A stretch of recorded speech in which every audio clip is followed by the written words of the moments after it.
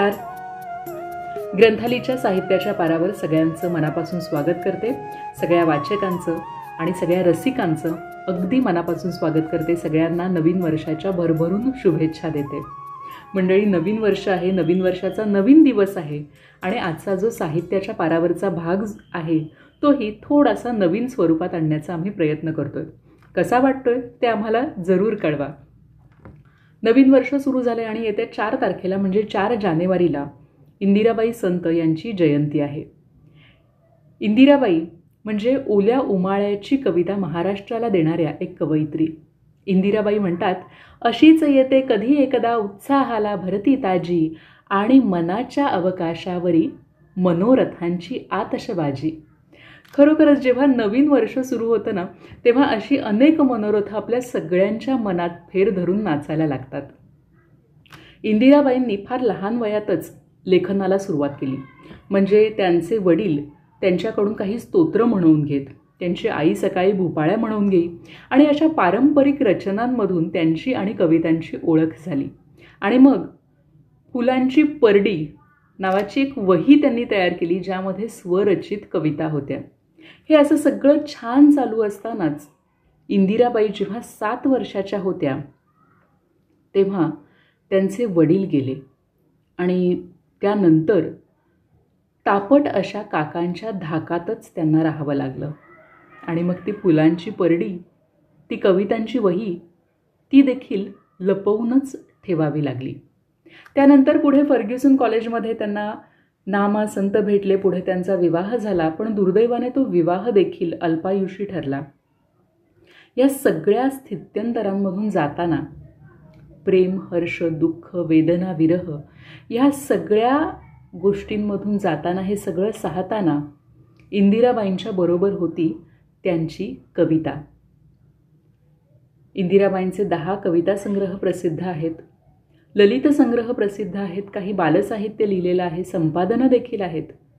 पण ह्या सगळ्यांमध्ये इंदिराबाई आणि कविता हे जे समीकरण आहे हे आपल्या सगळ्यांनाच अधिक जवळचं वाटतं. आणि म्हणूनच आजचा साप्ताहिक साहित्य मैफिलीचा जो भाग आहे तो कवितेचा असणार आहे. आजच्या मैफिलीत भाग घेणाऱ्या कवयित्री आणि गझलकारा प्रतिभा सराफ, कवी सतीश सोळांकूरकर आणि वाचक म्हणून सहभागी होणाऱ्या प्राध्यापिका रजनी कुलकर्णी आणि अभिनेते सागर तळाशीकर या चौघांचंही साहित्याच्या पारावर मनापासून स्वागत करते. प्रतिभा सराफ यांचा गझल संग्रह दुःख माझे कोवळे आणि सतीश सोळांकूरकर यांचा कविता संग्रह तिन्ही सांजेची भुलावण ह्या 2 पुस्तकांचा आस्वाद आज आपण आजच्या साहित्य मैफिलीतून घेणार आहोत. प्रतिभा सराफ या भौतिकशास्त्राच्या प्राध्यापिका आहेत. कविता, गझल, कथा, ललित व्यक्तिचित्रण, कादंबरी अशा वेगवेगळ्या साहित्य प्रकारातली 7 पुस्तकं त्यांची प्रकाशित आहेत, ज्या पुस्तकांना 47च्या वर पुरस्कार लाभलेले आहेत. मी प्रतिभा माझी प्रतिभा नावाचा स्वरचित कवितांचा कार्यक्रम त्या करत असतात. ललित मासिकात दृष्टिक्षेप हे पुस्तक परीक्षणावरचं जे सदर आहे ते त्या लिहित असतात. चेहरे मी पाहिले अन पाहिला तव चेहरा, चेहरे मी पाहिले अन पाहिला तव चेहरा, मग पुन्हा कोणावरी ना भाळता आले मला. असं म्हणणाऱ्या प्रतिभाताई. प्रतिभाताई, मला असं सांगा की या आधी तुमचे 2 कविता संग्रह प्रकाशित आहेत आणि तरीही तुम्ही गझलेकडे कधी आणि कशा वळलात? विशेषतः गझल हा जो प्रकार आहे तो व्याकरण सांभाळून रचना करण्याचा प्रकार आहे. काय सांगाल?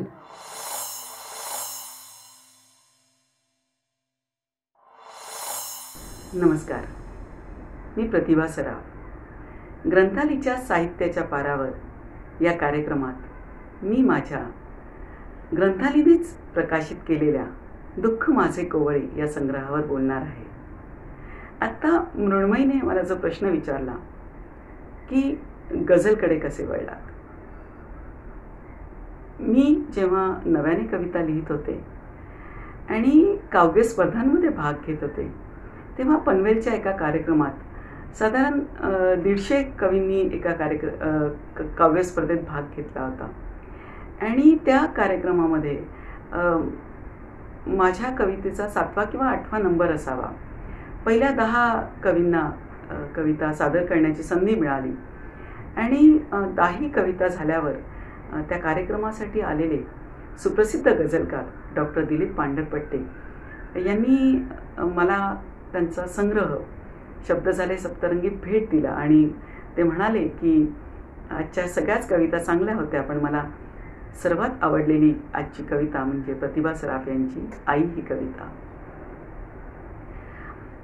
त्या दिवशी चहा पाण्याच्या कार्यक्रमात त्यांनी मला सांगितलं की चेंबूरला सुप्रसिद्ध गझलकार मनोहर रणपिसे राहतात, त्यांच्याकडे तू जा आणि थोडंसं गझलविषयी मार्गदर्शन घे. पण माझ्या इतर कामांमध्ये मला कधी वेळच झाला नाही. पण मला शब्द झाले सप्तरंगी हे हातात आल्यापासून खरंच गझल आवडू लागल्या खऱ्या अर्थाने.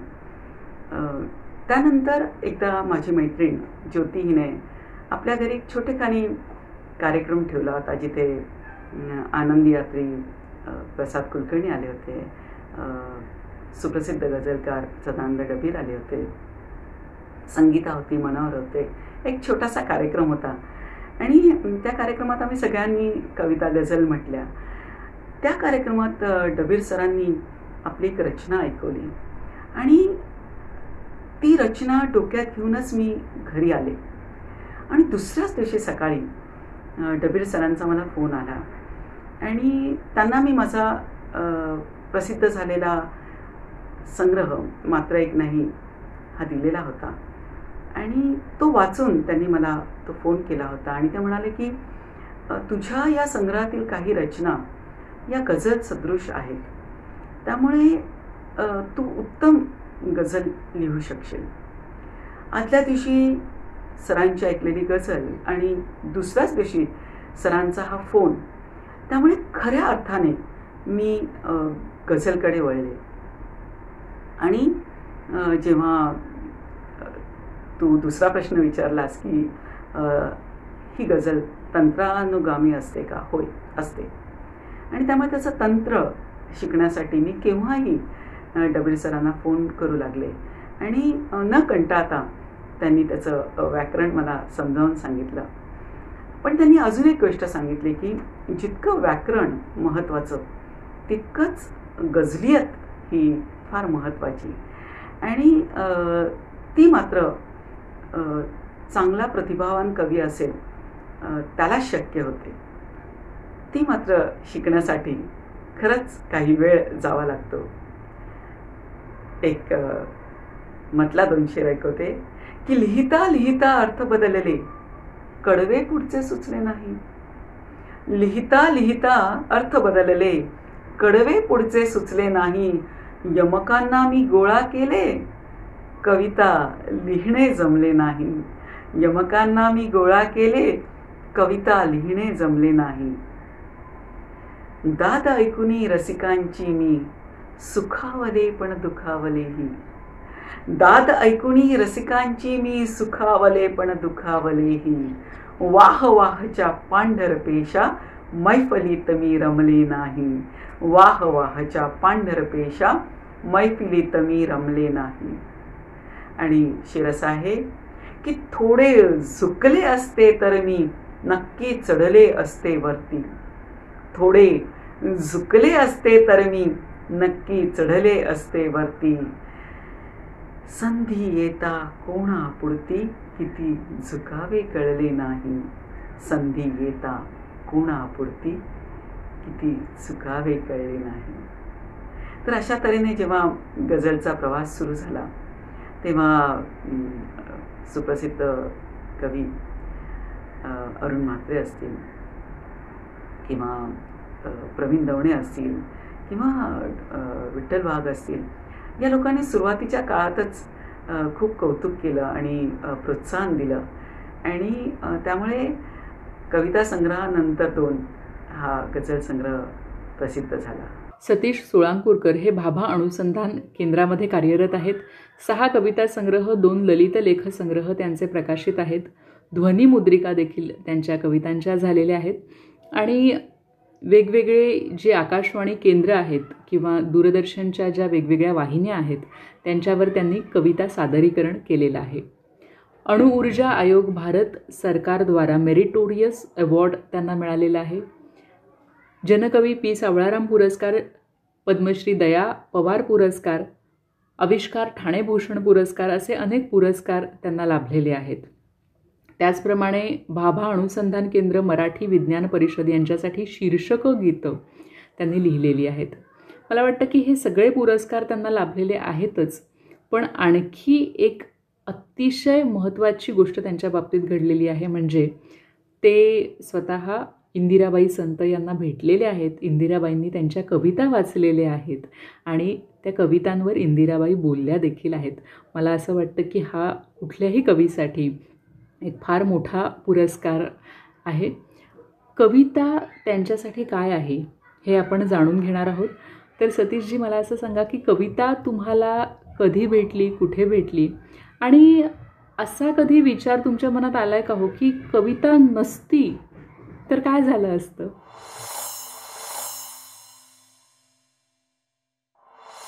कविता कशी भेटली? चांगला प्रश्न आहे खरं म्हटलं तर. कविता मलाही माझ्या प्राथमिक शाळेतल्या ज्या कविता शिकवल्या गेल्या त्या कवितातून भेटली असं मला वाटतं.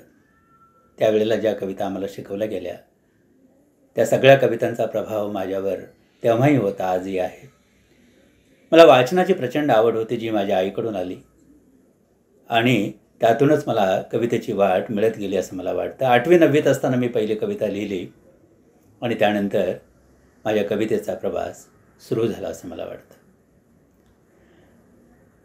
अजूनही असंही विचारता येणं शक्य आहे की कविताच का, आणि कविता नसतं तर आणखी काय झालं असतं, किंवा मी काय लिहिलं असतं, किंवा मी काय वाचलं असतं, किंवा मी कुठल्या माध्यमातून व्यक्त झालो असतो. तर याचं उत्तर देणं थोडंसं कठीण आहे मला. याचं कारण असं आहे की मला अभिव्यक्त होण्यासाठीचं सशक्त माध्यम म्हणून कविता माझ्याजवळ आली. मी तिच्याजवळ गेलो आणि बघता बघता आम्ही एकमेकांचे झालो असं मला वाटतं. हा कार्यक्रम साजरा होत असतानाच 4 जानेवारी आपल्याला माहिती आहे की इंदिरा संतांचा जन्मदिवस किंवा जयंती असते 4 जानेवारीला. एक आठवण आहे अक्कांची. वासंती मजुमदार नावाच्या चित्रकार आणि ज्येष्ठ कवयित्री यांच्याशी माझा स्नेहबंध होता आणि त्यांच्या घरी इंदिरा संत आलेले असताना त्यांना प्रत्यक्ष भेटण्याचा, त्यांच्याशी बोलण्याचा आणि माझ्या काही कविता ऐकवण्याचा मला योग आला होता. ही आठवण मला या ठिकाणी नमूद करावी अशी वाटते.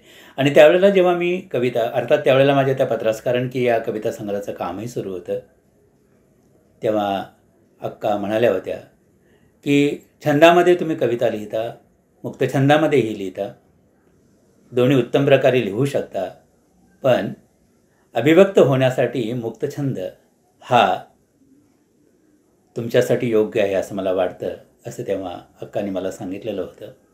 आणि पुढे जेव्हा आदरणीय ज्येष्ठ कवयित्री शिरीष पै यांच्याशी संबंध आला, स्नेहबंध जोडले, तेव्हा त्यांनी मला एक सविस्तर पत्र लिहिलं होतं. त्या पत्रामध्येही त्यांनी आवर्जून याचा उल्लेख केला होता की सोळांकूरकर, तुम्ही मुक्तछंदासाठी आहात. मुक्तछंद तुम्हाला ही अंतर्भूत लय घेऊन तुमच्या आतून बाहेर येण्यासाठी धडपडतो, त्याला सोडू नका. ही उत्तम अभिव्यक्तीची भाषा तुमच्यासाठी होऊ शकते असं शिरीष पै ताईंनी लिहिलेलं मला आठवतं आहे. सतीशजी, तुमच्या कवितांना मातीचा गंध आहे आणि तुमची एक कविता आहे आई नावाची. छोटीशी कविता आहे, मला नक्कीच ती इथे सगळ्यांना ऐकवायला आवडेल. आई. आजही रस्ता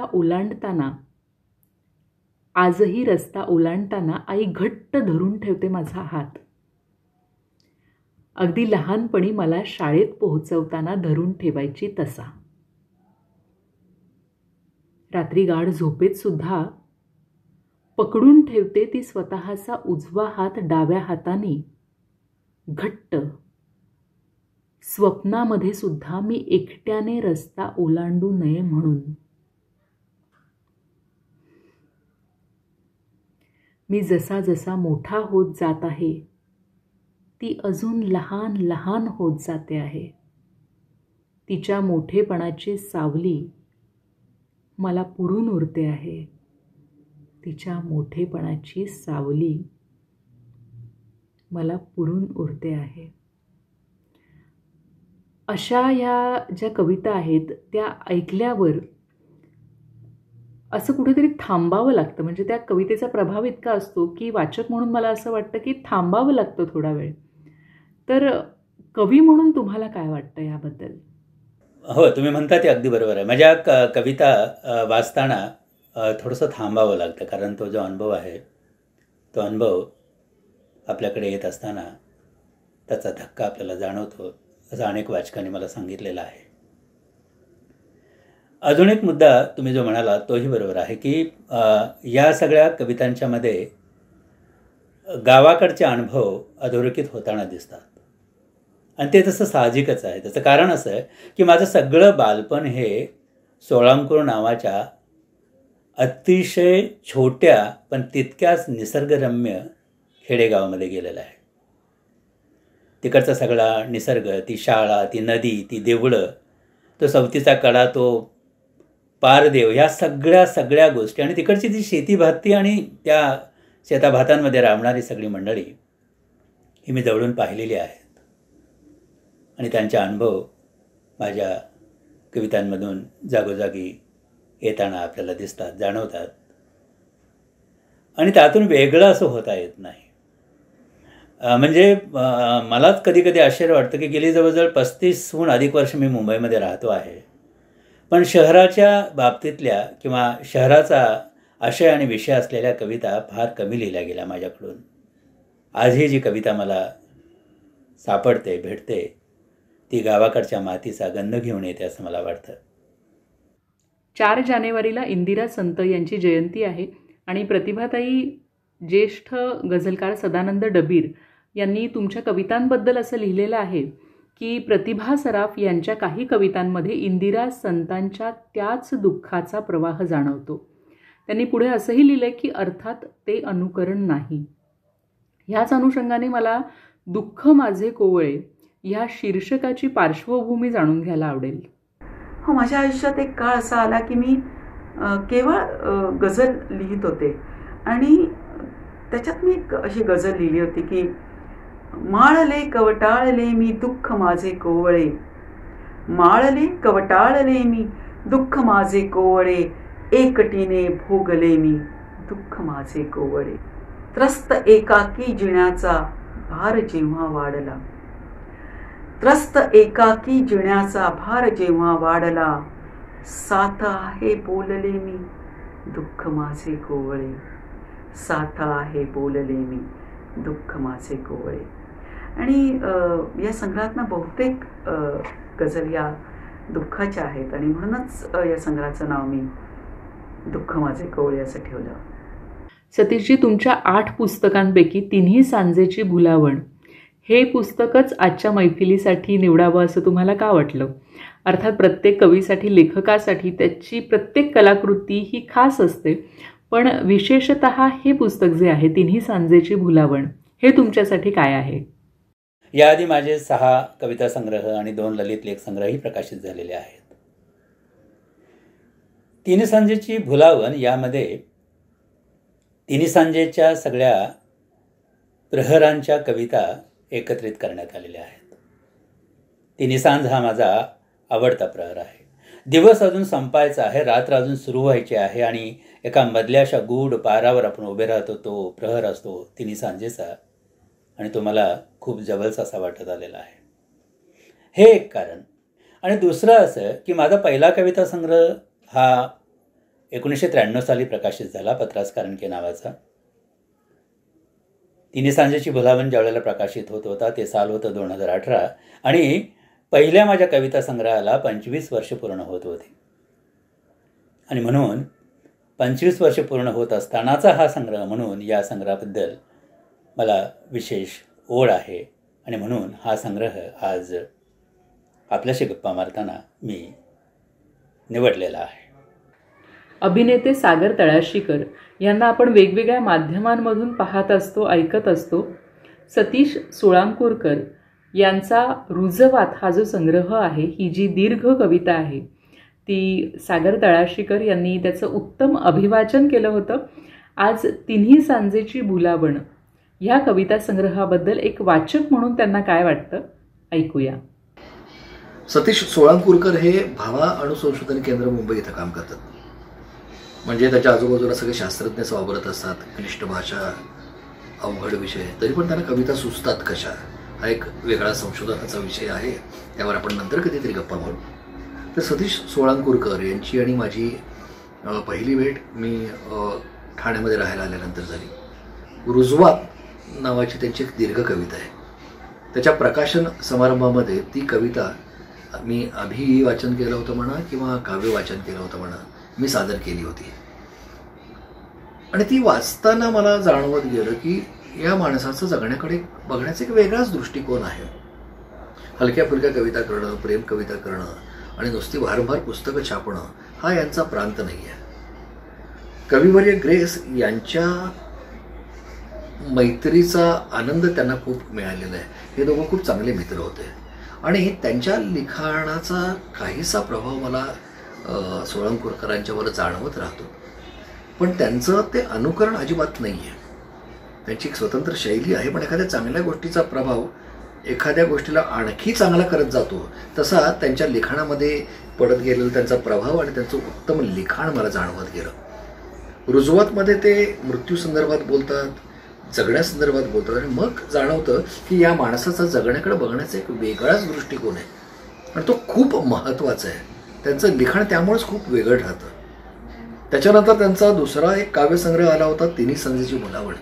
त्याच्या प्रकाशन सोहळ्यामध्ये सुद्धा मी 1-2 कविता वाचल्या होत्या. आणि त्याच्यानंतरचं त्यांचं आत्ता अलीकडचं पुस्तक म्हणजे सावलीचं घरटं. ललित निबंध आहेत त्याच्यामध्ये, ललित गोष्टी आहेत. तर त्या पुस्तकाच्या प्रस्तावनेमध्ये त्याची प्रस्तावना अशोक बागवे यांनी केलेली आहे. पण हे पुस्तक सतीश सोळांकूरकर यांनी मला अर्पण केलं आहे. कदाचित आम्ही दोघे एका गावचे आहोत, चांगले मित्र आहोत म्हणून असेल, पण त्यांनी हे पुस्तक मला अर्पण करून माझा खूप मोठा सन्मान केलेला आहे. त्याच्याबद्दल मी त्यांचा आयुष्यभर ऋणी राहील. आणि त्यांच्या पुस्तकांविषयी, त्यांच्या लिखाणाविषयी मला सतत असं जाणवत राहिलेलं आहे की प्रत्येक वेळी आपण ते वाचत असताना म्हणजे आपण तो त्यांच्या जगण्याचा अनुभव वाचकसुद्धा घेत असतो असं मला वाटत असतं. आता मी फार तुमच्याशी याबद्दल बोलत नाही, ते तुमच्याशी बोलतीलच. आणि त्यांच्याशी बोलणं झाल्यानंतर मला असं म्हणायचं की तुम्ही रुजवात, तिन्ही सांजेची भुलावण आणि त्यांचे इतर काव्यसंग्रहसुद्धा वाचावेत. तुम्हाला एक वेगळीच अनुभूती नक्कीच येईल. दुःख माझे कोवळे ह्या पुस्तकातल्या काही ओळी. एकाकी चालत होते तेव्हाही अन आताही, वाऱ्याशी भांडत होते तेव्हाही अन आताही. नाहीस बोलला तूही पण बहुधा प्रेम असावे. नाहीस बोलला तूही पण बहुधा प्रेम असावे. अंदाजच बांधत होते तेव्हाही अन आताही, एकाकी चालत होते तेव्हाही अन आताही, वाऱ्याशी भांडत होते तेव्हाही अन आताही.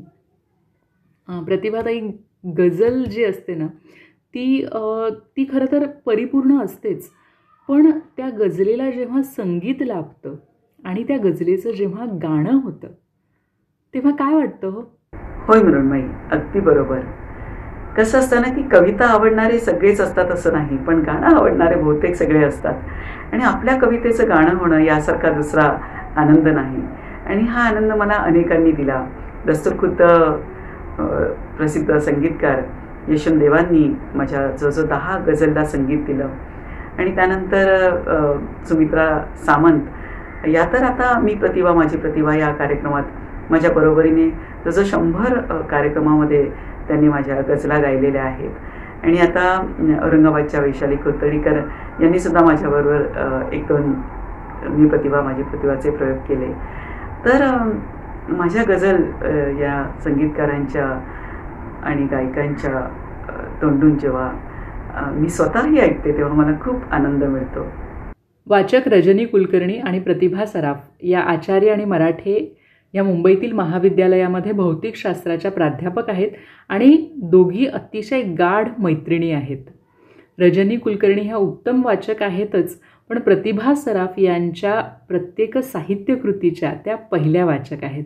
ऐकूया रजनी कुलकर्णी यांच्याकडून त्यांच्या मैत्रिणीच्या साहित्यकृतीविषयी. रजनी कुलकर्णी. तिने विविध कथा स्पर्धामध्ये, कविता स्पर्धामध्ये भाग घ्यायला सुरुवात केली आणि चक्क त्यात नंबरसुद्धा तिला यायला लागला. आणि अचानक एक दिवस तिने तिच्या स्वरचित कवितांचा कार्यक्रम मी प्रतिभा आणि माझी प्रतिभा हा सुरू केला आणि आम्हाला सर्वांना आश्चर्याचा धक्काच बसला. आता ती हळूहळू इतर लेखनाकडे पण सिरियसली वळू लागली. तिला अशी सवय आहे की ती एकदा जे लिहायला लागली की शेवटच्या ओळ झाल्यानंतर थांबते, अगदी नॉनस्टॉप लिहिते. आणि त्यामुळे नॅचरली ज्या अनवधान आणि चुका होतात त्या दुरुस्त करायला ती माझ्याकडे देत असे. आणि मग त्यामुळे तिच्या सगळ्या लेखाची पहिली वाचक मी आहे एवढं मात्र मी अभिमानाने सांगते. तिच्या एक आहे की जेव्हा कवितांची गाणी होते तेव्हाच ती सर्वसामान्यांपर्यंत अधिक चांगल्या तऱ्हेनं पोचली जातात. प्रतिभाच्या कवितांना हे भाग्य लाभले आहे. एकदा एका कार्यक्रमात सुप्रसिद्ध ज्येष्ठ कवयित्री उषा मेहता यांनी प्रतिभाची ओळख यशवंत देव यांच्याशी करून दिली आणि सांगितले की ही चांगली गझल लिहिते. आणि तर त्यांनी सांगितलं की तुझ्या ज्या गझला आहेत त्या मला पाठव. प्रतिभाने पाठवल्या आणि चक्क ज्येष्ठ संगीतकार यशवंत देव यांनी तिच्या कविता गझलांना चाली लावल्या आणि तिच्या उपस्थित होते आणि त्यांच्या हस्ते तिच्या दुःख माझे कोवळे या गझल संग्रहाचं प्रकाशन झालं. त्यानंतर बेस्टच्या एका कार्यक्रमामध्ये तिची ओळख सुमित्रा सामंत ज्या बेस्टमध्ये जनसंपर्क अधिकारी आहेत त्यांच्याशी झाली. त्यांनी तिच्या काही कविता तिच्याकडे मागितल्या आणि त्या आकाशवाणीच्या मान्यता पात्र गायिका असल्यामुळे त्यांनी तिच्या अनेक कविता आकाशवाणीवर गायल्या आहेत आणि आदर करतात. आता सध्या लॉकडाऊनच्या काळामध्ये तिला असं कळलं की औरंगाबादच्या वैशाली कुर्तडीकर ह्या तिच्या गझला सादर करतात त्यांच्या कार्यक्रमात आणि अशा तऱ्हेनं प्रतिभाची कविता तिच्या गझला या सर्वांकडे पोचवत आहेत गाण्याच्या स्वरूपात. याचा मला खूप आनंद होतोय. आतापर्यंत प्रतिभाचे 7 पुस्तकं प्रतिभाची प्रकाशित झाली आहेत. त्यात काव्यसंग्रह आहे, गझल संग्रह आहे, कथा ललित लेख याबद्दल आहे आणि त्याबद्दल तिला अनेक पारितोषिकही मिळाली आहेत आणि तिची अशीच उत्तरोत्तर अशीच प्रगती हो ही मी इच्छा करते. डहाळी झुकते फुलांची ओंजळ पुढे करायची, अनवाणी पायांसाठी काळजाची सावली धरायची. अशा एकापेक्षा एक अप्रतिम कविता या कविता संग्रहामध्ये आहेत. ऐकूया एक कविता सतीशजींकडून. तिन्ही सांजेची बोलावण मी मगाशी तुम्हाला म्हणालो की याच्यामध्ये ज्या कविता आहेत त्या तिन्ही सांजेविषयी आहेत. गावाचे काही संबंध आहेत, संदर्भ आहेत, अनुभव आहेत. त्यातलीच एक कविता मी आपल्यासमोर सादर करतो. मला पोहोचायचे आहे अशी कविता आहे. मला पोहोचायचं आहे तुझ्यापर्यंत, जसा मुळातून हळूहळू सरकत पोचणारा हिरवा रस. मला पोहोचायचे आहे तुझ्यापर्यंत, जसा मुळातून हळूहळू सरकत पोचणारा हिरवा रस. पानाच्या देठापर्यंत झिरपत जाणारा एक एक अलवार थेंब फुलांच्या सुगंधापर्यंत. मला पोहोचायचे आहे तुझ्यापर्यंत. मला पोहोचायचे आहे तुझ्यापर्यंत, जसे देवाच्या कौलाचे हलत राहावे फूल, हिरव्या कंच शिवारावर उतरत जाणारी रानफूल. मला पोचायचे आहे तुझ्यापर्यंत जसे देवाच्या कौलाचे हलत राहावे फूल हिरव्या कंच शिवारावर उतरत जाणारी रानफूल. मला पोचायचे आहे तुझ्यापर्यंत. मला पोचायचे आहे तुझ्यापर्यंत जसा पिलांच्या ओढीने झाडांकडे परतणारा पक्ष्यांचा थवा. मला पोचायचे आहे तुझ्यापर्यंत जसा पिलांच्या ओढीने झाडांकडे परतणारा पक्ष्यांचा थवा वेळूबनाच्या नीरवतेमध्ये अडकलेला एकाकी रावा. मला पोचायचे आहे तुझ्यापर्यंत. मला पोचायचे आहे तुझ्यापर्यंत जसे सावत्र मुलाच्या मुठीतून सांडून गेलेले दळणाचे पैसे. मला पोचायचे आहे तुझ्यापर्यंत जसे सावत्र मुलाच्या मुठीतून सांडून गेलेले दळणाचे पैसे. माप ओलांडताना फुटून गेलेले आठवणींचे आरसे. मला पोचायचे आहे तुझ्यापर्यंत. मला पोचायचे आहे तुझ्यापर्यंत जशी मृत्यूची निर्वाणीची हाक. मला पोचायचे आहे तुझ्यापर्यंत जशी मृत्यूची निर्वाणीची हाक. सगळे विझून गेल्यावर उरलेली जीवघेणी राख. सगळे विझून गेल्यावर उरलेली जीवघेणी राख. प्रतिभाताई म्हणतात, आठवणींनी रडता येते, कमाल आहे. तुझ्या विना मज जगता येते, कमाल आहे. लिहिण्याचे ते वय सरलेले काल तरीही आज तुझ्यावर लिहिता येते, कमाल आहे. प्रतिभाताई, तुमच्या ज्या गझल आहेत त्या खरंच कमाल आहेत.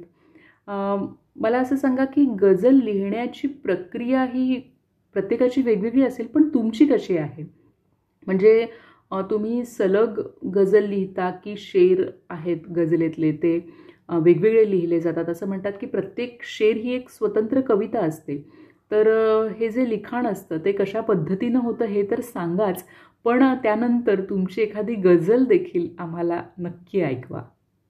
या संग्रहाला अतिशय अभ्यासपूर्ण अशी प्रस्तावना ज्येष्ठ गझलकार सदानंद डबीर यांनी दिली आहे आणि आजही खूप कौतुकाने ते माझ्या गझलकडे पाहतात, प्रोत्साहन देतात.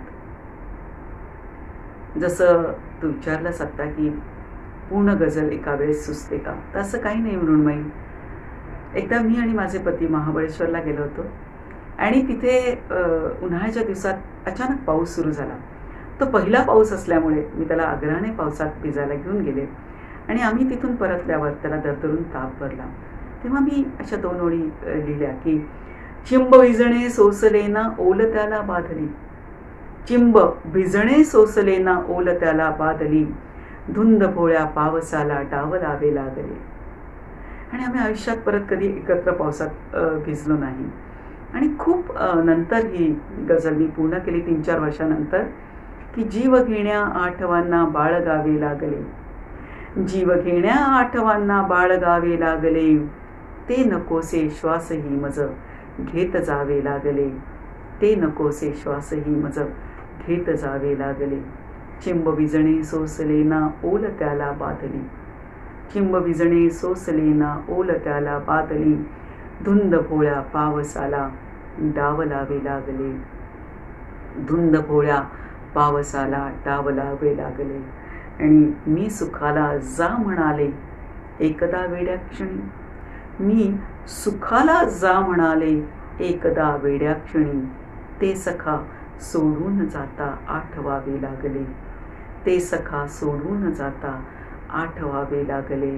आणि शेवटचा शेर याच्यातला असा आहे की विसरला काळा सवे तो प्रीत माझी हे बरे. विसरला काळा सवे तो प्रीत माझी हे बरे. मी मला विसरून जावे समजवावे लागले. मी मला विसरून जावे समजवावे लागले. जीव घेण्या आठवांना बाळगावे लागले. ते नकोसे श्वासही मज घेत जावे लागले. ते नकोसे श्वासही मज घेत जावे लागले. वाह, क्या बात है. प्रतिभाताईंकडून आपण जाणून घेतली त्यांची गझल सुचण्याची प्रक्रिया. कवी सतीश सोळांकुरकर यांचं एक पुस्तक आहे रुजवात. हा कविता संग्रह आहे आणि या कविता संग्रहामध्ये एकच कविता आहे, ती आहे दीर्घ कविता आणि साधारण 40 पानांचं हे पुस्तक आहे.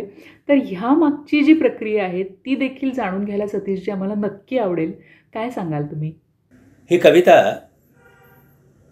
लिहित असतानाची एक आठवण मला मुद्दाम इथे नमूद करावी अशी वाटते. एके रात्री मी ही कविता लिहायला बसलो. म्हणजे तेव्हा मी काही लिहितो आहे किंवा कविता मी लिहायला सुरुवात करतो आहे असं काही मनामध्ये नव्हतं. मी लिहायला बसलो आणि सलग 2.5 ते 3 तास ही कविता मी लिहित होतो. आणि तो इतका प्रचंड ताण माझ्यावर होता की ते सगळं लिहून झाल्यानंतर मी अक्षरशः असा गर्भगडीत झालो. माझ्या अंगात ताप चढला आणि त्यानंतरचे जवळजवळ 4-5 तास मी तापाने आजारी होतो. त्यानंतर कित्येक दिवस मी त्या कवितेकडे, म्हणजे जे काही लिहिलं आहे ते कविता आहे, लेख आहे, ललित लेख आहे, कथा आहे, हे मला काही कळत नव्हतं. आणि मग काही दिवसांनी आदरणीय प्राध्यापक अशोक बागवे यांच्याकडे मी ते बाळ घेऊन गेलो. त्यांना दाखवलं आणि त्यांना वाचून दाखवलं. त्यांना सांगितलं की हे असं असं लिहिलं आहे, हे नेमकं काय आहे असं तुम्हाला वाटतं? आणि ते म्हणाले की अरे ही तर अप्रतिम कविता आहे, दीर्घ कविता आहे आणि याचं पुस्तक करायला पाहिजे. अशा प्रकारचं लेखन मराठीमध्ये अभावानच झालेलं आहे. आणि मग रुजवात नावाचा तो संग्रह आम्ही प्रकाशित केला. हाही कार्यक्रम अतिशय उत्तम झालेला होता. अनेक मान्यवर या कार्यक्रमाला उपस्थित होते आणि सगळ्यात महत्त्वाचं असं की सागर तळासीकर, ज्याचा उल्लेख मी आता केला, त्यानं जवळजवळ 45 ते 50 मिनिटे या रुजवात या दीर्घ कवितेचं वाचन केलं होतं. आणि त्याचा तो अभिवाचनाचा जो कार्यक्रम होता तो अतिशय अप्रतिम झाला होता आणि सगळ्या रसिकांची त्याला दाद मिळालेली होती. नवीन वर्षातला हा नवा भाग जो होता साहित्याच्या पारावरचा, तो कसा वाटला तुम्हाला हे जरूर कळवा. एक छोटीशी विनंती आहे, बऱ्याचदा काय होतं की तुमचे भरपूर अभिप्राय आम्हाला मिळत असतात, पण ते बऱ्याचदा व्हॉट्सॲपवर मिळत असतात किंवा वैयक्तिकरित्या मिळत असतात. तर ते अभिप्राय तर द्याच तुम्ही, ते खूप महत्त्वाचे असतात. पण त्याचबरोबर ग्रंथालीचं फेसबुक पेज, म्हणजे जिथे व्हिडिओ अपलोड झाला आहे त्याच्या खालीच जर तुमचा अभिप्राय मिळाला तर तो सगळ्यांना पाहता येईल, ही एक छोटीशी विनंती आहे. मंडळी, काय असतं ना की वर्ष बदलत राहतात, भिंतीवरचं कॅलेंडर बदलतं, पण काही नाती मात्र वर्षानुवर्षे तशीच असतात. आणि तसंच एक नातं म्हणजे ग्रंथाली आणि ग्रंथालीचे वाचक रसिक, हे नातं असंच फुलत राहील याची खात्री आहे. आणि त्याचसाठी आपण सगळेजण भेटत राहू, वाचत राहू. नमस्कार.